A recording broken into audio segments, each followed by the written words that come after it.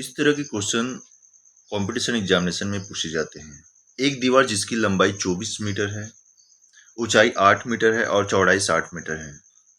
यदि इस दीवार को बनाने में उपयोग होने वाली प्रत्येक ईंट का माप कितना दिया है? 24 सेंटीमीटर, 12 सेंटीमीटर और 8 सेंटीमीटर है और दीवार के कुल आयतन का 10% भाग सीमेंट द्वारा भरा जाता है।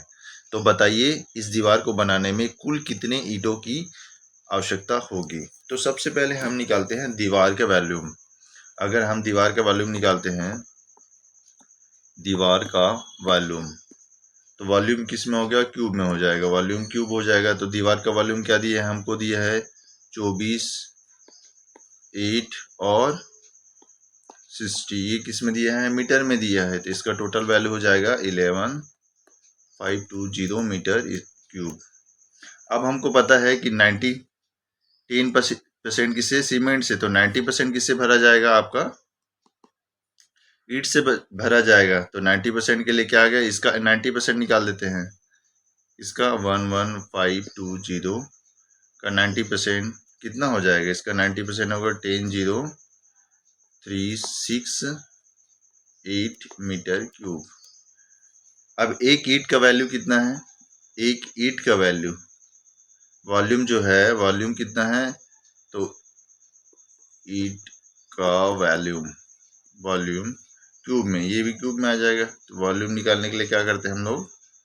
अच्छा, सेंटीमीटर में दिए इसको 2, 4 मल्टीप्लाई 12 मल्टीप्लाई 8 और किस में दिया है? सेंटीमीटर में दिया है। तो किस में आ जाएगा? 100 का क्यूब हो जाएगा। अच्छा, इसका वैल्यू कितना हो जाएगा? अगर वैल्यू निकालना चाहते हैं तो इसका वैल्यू हो जाएगा आपका 0.0022304 मीटर क्यूब। अच्छा, अब ईंटों की संख्या कितना हो जाएगा?